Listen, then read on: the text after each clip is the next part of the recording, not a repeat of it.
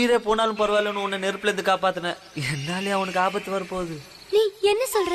உனக்கு ஞாபகம் இருக்கா பிரியா? அன்னைக்கு கெமிஸ்ட்ரி லேப்ல நெருப்பு பிடிச்சப்ப நான் தான் உன்னை காப்பாத்தினேன். அப்போ நீ மயக்கத்துல இருந்த. சரி, அப்ப தண்ணி எடுக்கலான்னு போனேன். திருப்பி வந்து பார்த்தப்போ அந்த அஜய் இருந்தான். அவனை உன்னை காப்பாத்தினா. நான் தான் உன்னை காப்பாத்தினேன். ஆனா எல்லாரும் அஜய் தான் உன்னை காப்பாத்தினான்னு நினைச்சிட்டு இருக்காங்க. நீ மட்டும் சரியான நேரத்துல பிரியாவை காப்பாத்தல. மயக்கம் அப்பவும் பார்க்கல, இப்பவும் பார்க்கல. இந்த மாதிரி தான் உனக்கு நிறைய விஷயம் தெரியாம போயிடுச்சு. எனக்குன்னு வரும்போது எதுவுமே நடக்கிறது இல்ல பிரியா. சின்ன வயசுல இருந்தே உன்னை சுத்தி சுத்தி வந்தப்ப அப்போ நீ என்ன ஒரு தடவை கூட பார்த்தது இல்ல பிரியா. எப்படி என் மனசுக்குள்ள இருக்க காதல் உனக்கு தெரியாம போயிடுச்சோ அதே மாதிரி என் உருவம் கூட உனக்கு தெரியாம போயிடுச்சு பிரியா. பிரியா, துப்பட்டா போடு. எல்லாரும் தான் அண்ணாதியா வாழ்ற கஷ்டத்தை நீ அனுபவிச்சிருக்கியா?